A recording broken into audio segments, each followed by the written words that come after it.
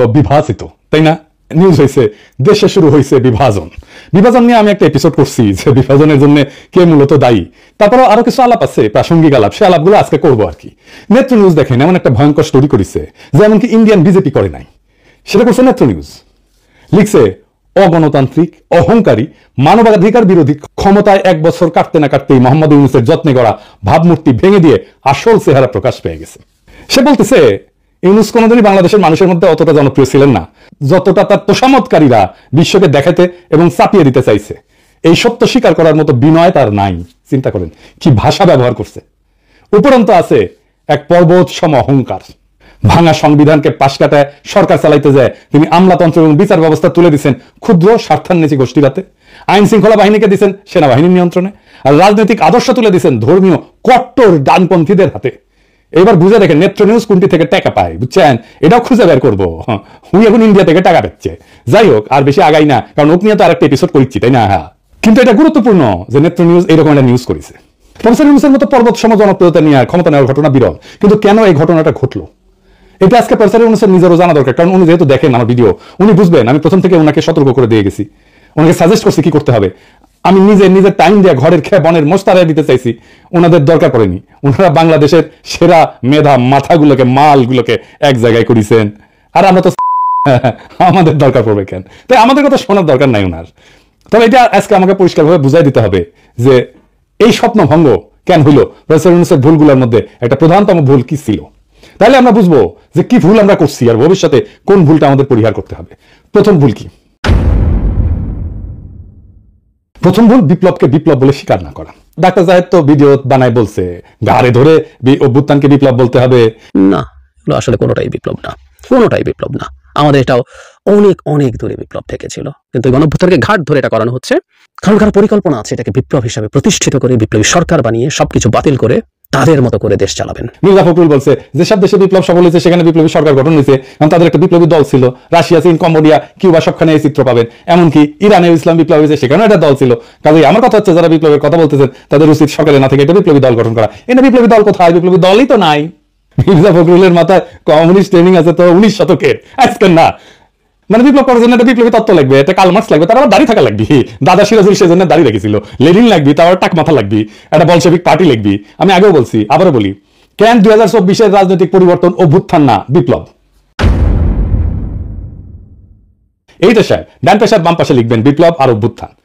1 number, রাজনৈতিক বিজ্ঞানে বিপ্লব বলতে বোঝায় যে বৃহৎ জনগোষ্ঠীর অংশগ্রহণ। 2 নাম্বার, রাষ্ট্রের রাজনৈতিক সামাজিক কাঠামোর মৌলিক পরিবর্তনের চেষ্টা, পরিবর্তন না, কিন্তু আমি বলছি চেষ্টা।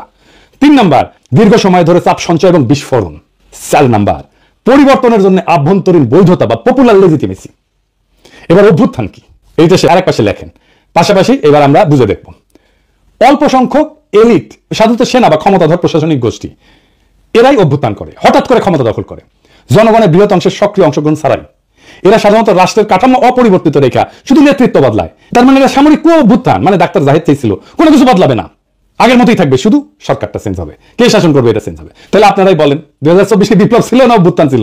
এটা বিপ্লব ছিল, কোনোভাবেই এটা অভ্যুত্থান না। তাহলে প্রশ্ন হলো এত বড় বড় বিদ্বান প্রাজ্ঞ লোকদের এই বিপ্লবকে চিনতে পারলো না কেন, স্বীকার কেন করলো না? কারণ ওদের বুদ্ধি বেশি, আক্কেল কম। আসেন আমরা একটু বুঝে দেখি যে বিপ্লব এখন কেমন করে হয় এই 19 শতকের চিন্তা ছাড়াও। 19 শতকের মতো বিপ্লবী তত্ত্ব, বিপ্লবী দল বা বিপ্লবী নেতা দিয়া, একটা কেন্দ্র দিয়া আজকে বিপ্লব হয় না। আজ হয় বিপ্লব কেন্দ্রহীন, কেন্দ্র ছাড়া, সেন্টার থাকে না। বহু নোট বিপ্লব, নোট এডিটেশে নোটগুলো দেখান একটু, অনেকগুলো নোট। আমরা 2024-এর নোটগুলো দেখি, ধরেন একটা গোল গোল করে দেখাবেন, বিএনপি নোট, জামাত নোট, বৈষম্য বিরোধী ছাত্র আন্দোলন নোট, ছাত্র শিবির নোট, ছাত্র দল নোট, অন্যান্য রাজনৈতিক দল নোট, প্রবাসী diaspora note, YouTuber note, social media note, remittance যোদ্ধা নোট, রিক্সাওয়ালা নোট, কিশোর গ্যাং নোট, বিশ্ববিদ্যালয় ছাত্র নোট, দোকানদার নোট, ক্ষুদ্র ব্যবসায়ী নোট, শহুরে দরিদ্র লোক নোট, শ্রমিক নোট। এখন এই নোটগুলো কি দিয়ে যুক্ত ছিল সোশ্যাল মিডিয়া দিয়ে, ইন্টারনেট দিয়ে। এদিকে সে একটা নোটের সাথে আর একটা নোটের ইন্টারনেটের যোগ করে দেন, তাহলে সবাই বুঝবে।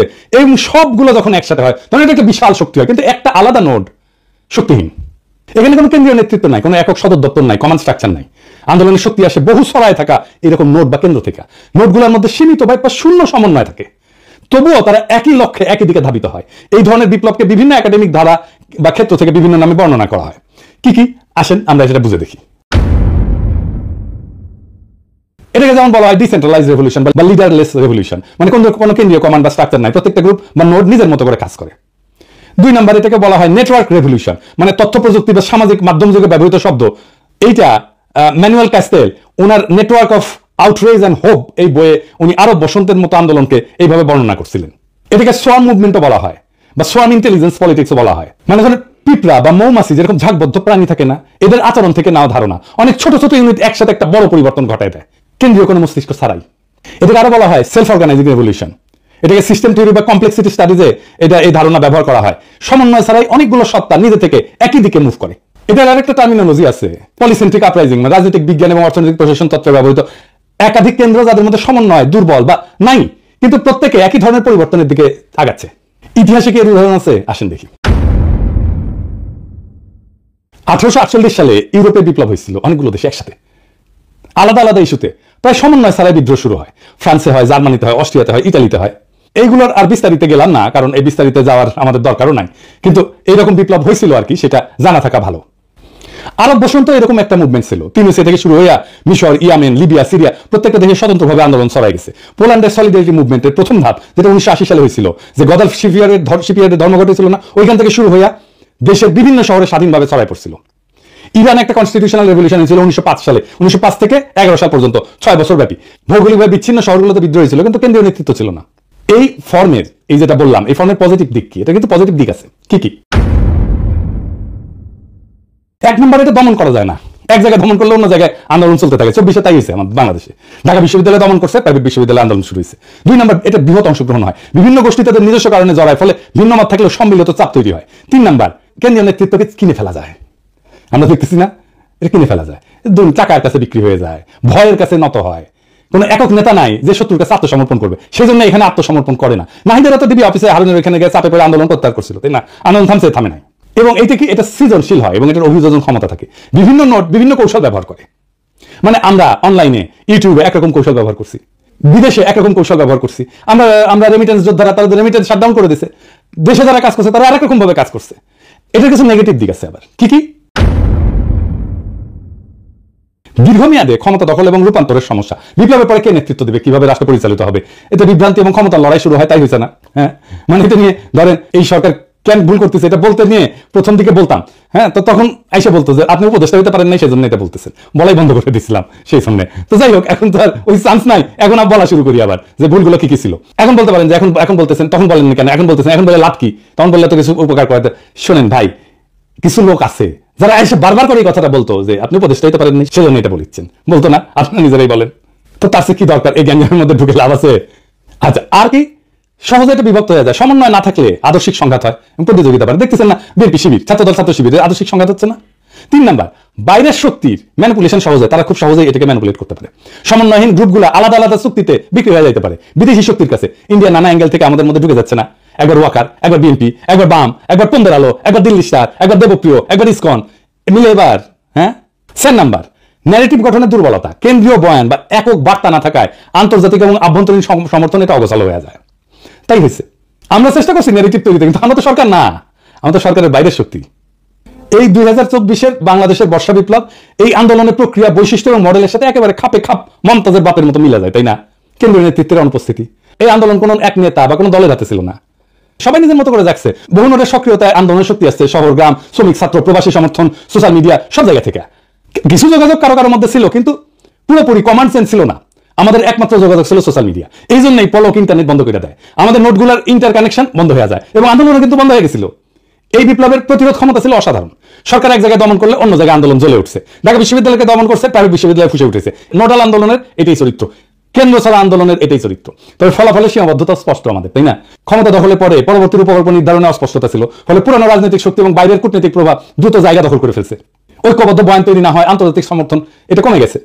একাডেমিক ভাবে 2024 সালের বাংলাদেশের বিপ্লবকে যদি বলতে হয়, এটা পলিসেন্ট্রিক, লিডারলেস, নেটওয়ার্ক আপরাইজিং বলা যায়। মানে বহুকেন্দ্রিক, নেতাবিহীন, সংযুক্ত একটা বিপ্লব বলা যায়, যেখানে বহু নোট সমন্বয়হীনভাবে একই লক্ষ্য অর্জনে কাজ করছে। তো এখন এই শফিকের মনে হয়েছে এই লড়াইয়ের একজন মাস্টার মাইন্ড তো লাগবেই, কারণ বিপ্লবের তো একটা নেতা লাগে, একজন কার্ল মার্কস লাগে যার দাড়ি থাকে, মাহবুবেরও দাঁড়িয়ে আছে একটু তখন ছিল, তো বানিয়ে দিছে মাস্টার মাইন্ড। প্রফেসর ইউনূস মনে করেছেন এটা ছাত্ররা করেছে, সবাই অন্ধের হাতি দেখছে, সমস্ত নোট কেউ দেখে নাই। সেই কারণেই এইটা হাসিনার দমন প্রতিরোধে অসাধারণ সাফল্য দেখালো, বিপ্লবের পরে রাজনৈতিক ক্রিস্টালাইজেশন এইটা ঘটনা করতে পারে নাই, অসম্ভব দুর্বল হয়ে পড়ছে। এখন প্রশ্ন হচ্ছে এই দুর্বলতা কিভাবে কাটানো যেত? জি না, আমি বিপ্লবী সরকারের কথা বলবো না, এটা বলাটা এখন টাইম নষ্ট। এই লড়াইয়ের যে নোটগুলো ছিল সেই নোটগুলোর মধ্যে আবার সংযোগ তৈরি করতে হতো, তাহলেই এটা একটা নিউরাল নেটওয়ার্কের মতো কাজ করতো। আপনারা জানেন তো যে আমাদের মাথার মধ্যে বিভিন্ন ব্রেনের সেল আছে এবং এই সেলগুলো একটার সাথে একটা কানেক্ট করতে পারে, এবং সেই কারণে আমার মস্তিষ্কের প্রত্যেকটা সেল সংসম্পূর্ণ, কিন্তু একজন একজনের সাথে কানেক্ট করে, কথা বলে, সেজন্যই আমরা আমাদের এই বুদ্ধিমত্তা দাঁড়ায়। সো ওই যে নোটগুলো, এইগুলোর কানেকশনগুলো যদি আমরা স্ট্যাবলিশ করে ফেলতে পারতাম, তাহলে এটা আবার নিউরাল নেটওয়ার্কের মতো কাজ করতো। তাহলে বুঝছেন তো, এই নোটগুলো আইডেন্টিফাই করছে প্রফেসর ইউনূস, করে নাই, উনি জানেনই না কতগুলো নোট কাজ করছিল, কিভাবে করছিল। এই নোটগুলোকে নিয়ে একটা কনফারেন্স করা যেত না, ইন্টারন্যাশনাল কনফারেন্স করা যেত না, ভার্চুয়ালি সবাই যুক্ত হইতো, এমন না সবাইকে ডেকে নিয়ে যেতে হবে, তাই না, ভার্চুয়ালি সবাই যুক্ত হইতো। বিপ্লব বিজয়ের পরে অন্তর্বর্তীকালীন সরকারের কাঠামো রূপরেখা তৈরি করতে মন্ত্রিসভা, আইন প্রণয়ন, বিচার, নিরাপত্তা, সব সেক্টরের দায়িত্ব কার কাছে যাবে, এটা করার জন্য আমরা 3 দিন তো টাইম পেয়েছি, করতে পারছি ঠিক মতো পারি নাই। কেন পারি নাই, কার জন্য পারি নাই, সেটা আর কইলাম না, সবাই উপদেষ্টা হইতে গেছে। এবং আমাদের একটা ট্রানজিশনাল চার্টার করতে হইতো, বিপ্লবের মধ্যে সব নোটের প্রতিনিধিদের নিয়ে একটা সংক্ষিপ্ত ঘোষণাপত্র তৈরি করতে হতো, যেখানে সময়সীমা, নির্বাচন আয়োজন, আইনি নীতির স্পষ্টতা থাকবে, যেটা হলো 1 বছর পরে। গন্ডারের চামড়াও এত মোটা না, কিন্তু এটা করলো কে? রাজনৈতিক দলগুলো, নোটগুলো নাই কিন্তু। দেখছেন এটা দুর্বলতাটা দেখেন, মানে রাজনৈতিক দলগুলো মনে করতেছে, প্রফেসর ইউনূস মনে করতেছে ওরাই দেশের মালিক, ওরা যা করবে তাই, বিপ্লব ওরা একাই করেছে, ওদের এতই হেডম, আমরা কেউ না, আমরা সব।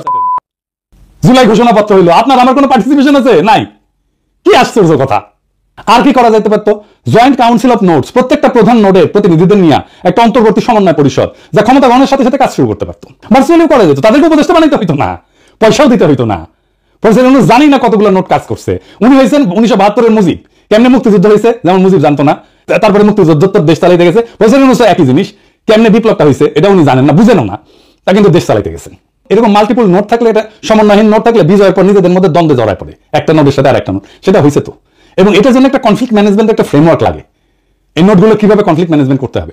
সরকারের তরফ থেকে এটা বিরোধ মেটানোর জন্য পদ্ধতি ঠিক করা, মধ্যস্থতাকারী ঠিক করা, নেগোসিয়েটর ঠিক করা, কিভাবে সমাধানটা হবে সেটা ঠিক করা, আর কি একটা কমন মিনিমাম প্রোগ্রামের ভিত্তিতে নোটগুলোর ঐক্য। সব নোট যে লক্ষ্যগুলোতে একমত, যেমন ফ্যাসিস্ট সরকারের পতন, মুক্ত নির্বাচন, মানবাধিকার পুনঃপ্রতিষ্ঠা, আওয়ামী লীগের বিচার, সকল দুর্নীতির বিচার, এইগুলো ন্যূনতম অভিন্ন এজেন্ডা হিসেবে ধরে রাখা। প্রফেসর ইউনূসের সরকার কিছু করছে, এগুলো করে নাই। উপদেষ্টাদের নামে দুর্নীতির অভিযোগ উঠতেছে, প্রফেসর ইউনূসের নামে নেত্রী যেমন স্টোরি ছাপে, এটা দায় প্রফেসর ইউনূসের নিজের। ওনার 1 বছরের মধ্যে টাইম হলো না এই নোটগুলোকে আইডেন্টিফাই করে আবার কানেক্ট করার। আর রাজনৈতিক দলগুলো চলে গেল পিকনিক মুডে। উনি রাজনীতির লোক না, আমি মানলাম, যারা রাজনীতির লোক তাদের সাথে তো কথা বলবেন, উনি বোঝার চেষ্টা করবেন, উনি আশায় আছেন একটা ভালো নির্বাচন দিতে পারবেন, দিতে পারলে ভালো, তবে আমি খুব ভরসা পাইতেছি না। তবে এই নির্বাচনে খেলা হবে, অপ্রত্যাশিত ফলাফল হবে, আমি আগেই বলে রাখতেছি। তাই আমি চাই ফেব্রুয়ারিতে ইলেকশনটা হোক। 2024-এর এই বর্ষা বিপ্লব আমাদের শেখায়, এদেশের জনগণ যখন জায়গায় ওঠে তখন ট্যাঙ্ক, গুলি, গুম কিছুই তাকে থামাইতে পারে না। আমরা দেখছি কিভাবে এক একটা নোট, এক একটা শহর, এক একটা শিক্ষা প্রতিষ্ঠান, একটা অঞ্চল, একটা প্রবাসী গ্রুপ একে অপরকে না চিনেও কোনো একক নেতা ছাড়াই এক হয়ে ইতিহাস লিখছে, ইতিহাস বদলাই দিছে। কিন্তু বিপ্লব শুধু ক্ষমতা বদল না, এটা ভবিষ্যৎ বদলের দায়ও। এই দায় এখনো পূর্ণ হয়নি।